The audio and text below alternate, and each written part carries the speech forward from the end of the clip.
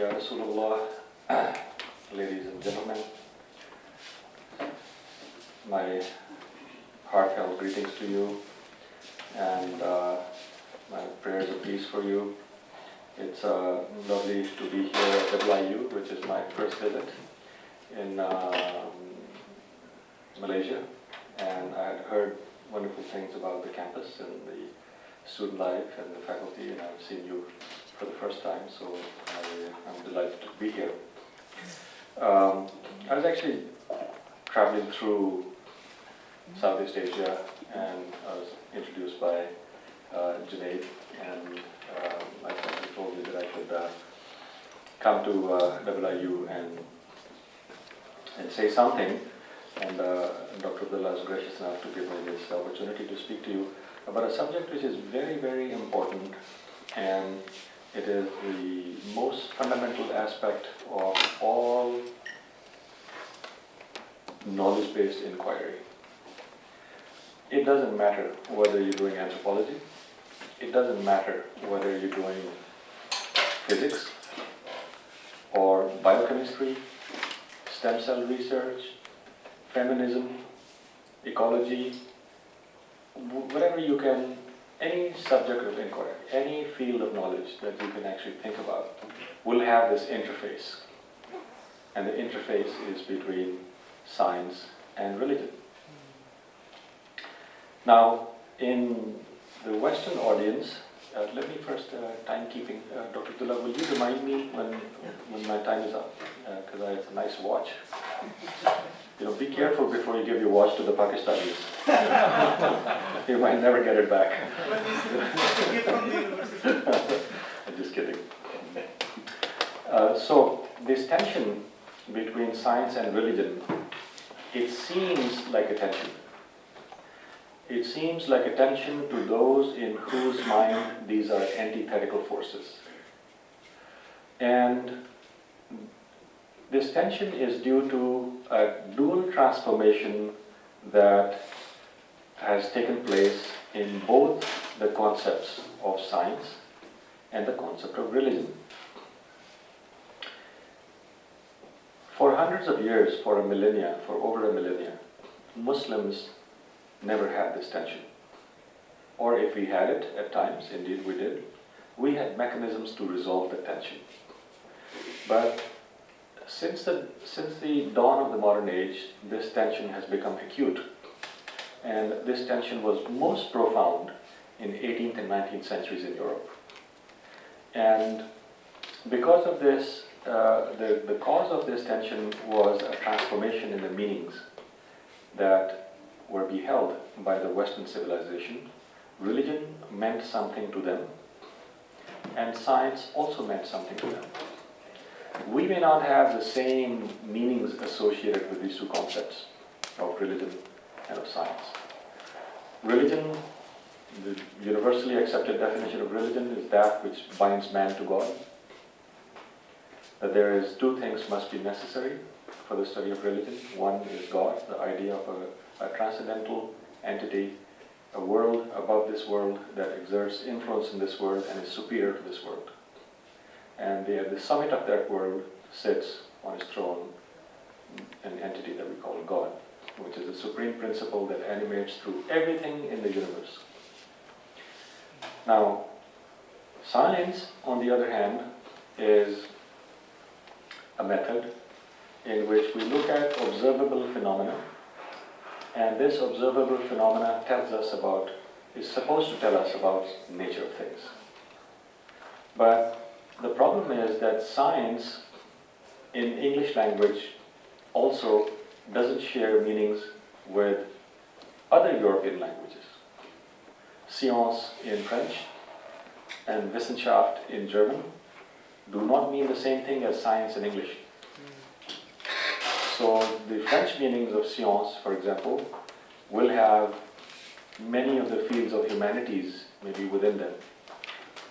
The concept of Wissenschaft in German will have things such as Religionswissenschaft, the science of religion. Now this idea would be absurd for the Englishman. A 19th century Englishman said, how could it be a science of religion? Or can we actually draw a generalization of those things that actually happen? First of all, you can't see God. So for the Englishman, that definition of the science of religion dies right there. And now, this tension, which is, a dual transformation of the meanings of science and the meaning of religion. Religion to the Europeans, again, meant they looked at it in the light with the prism of Christianity, because that meant religion for them. Before Christianity came to Europe, there were other religions, but Christianity wiped them all out. There were Druids, there were Vikings, there were Celtics, there were Gypsies, there were Romansh. So many religions that were there in Europe that were wiped out when Christianity came. In the same sense, we have in the Muslim world all those religions that were present before the arrival of Islam are still around today. The Christians, the Jews, the Zoroastrians, the Buddhist, the Hindu, the Sikh, the Jain, all of those religions, not Sikh, sorry, but Jain, all of these religions that were there before the arrival of Muslims in the areas which later became Islamic are still around today. So we don't have the same sense or the same history or the same context in which the idea of religion developed in Europe. The Europeans, for example, have this history of misunderstanding of the term religion, and we all testify that in early 19th century literature, Muslims are often referred to as Mohammedans. That's very offensive for Muslims. And the logic behind that was that the Europeans thought, well, followers of Christ are Christians, as followers of Muhammad are Mohammedans. Now, you can see how we call this is sort of, you project your own experience onto others, is a very terrible methodology which will actually never produce, first of all, reality as it is. Second, harmony. It would never produce that. And then we also know what happened during this period in which a lot of Europeans has basically overran all of Asia and Africa and entire North America and entire South America. It's a period of colonization. And during this period of colonization, then there was also a project known as the modern science. Now, traditional sciences, which are, let's say, whether it's Chinese science, whether it's Hindu science, whether it's the Islamic science, Greco-Alexandrian science, you have science from the Incas of so many various things. So it's not that the science never existed before the arrival of the modern age. It had a long, long history. The Indians invented the wheel. How could we have actually done any kind of progress in development of technologies associated with those scientific inquiries if there were no wheel? Now, all of you use computers, you use your cell phones, you use all of these things that you use, all of these gadgets, these are technology. Technology and science are not to be confused with each other, they're related, but they're not the same thing.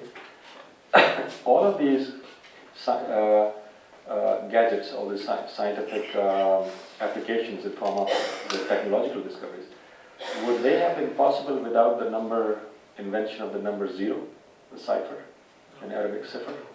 So the advanced calculations, mathematical calculations would have been impossible. Trigonometry, geometry, it would be impossible. The science of architecture would be impossible without this invention of number 0, which is a Muslim invention. And again, you can go to Salim Hassani's website, you can go to George Saliba, you can go to Sayyid Hassan Nasser, you can go to all of those scholars that have actually studied this subject of science and Islam in the Muslim world. They will tell you how important these discoveries were. Without which even modern science, all of these sciences that we now study today, would not have been possible.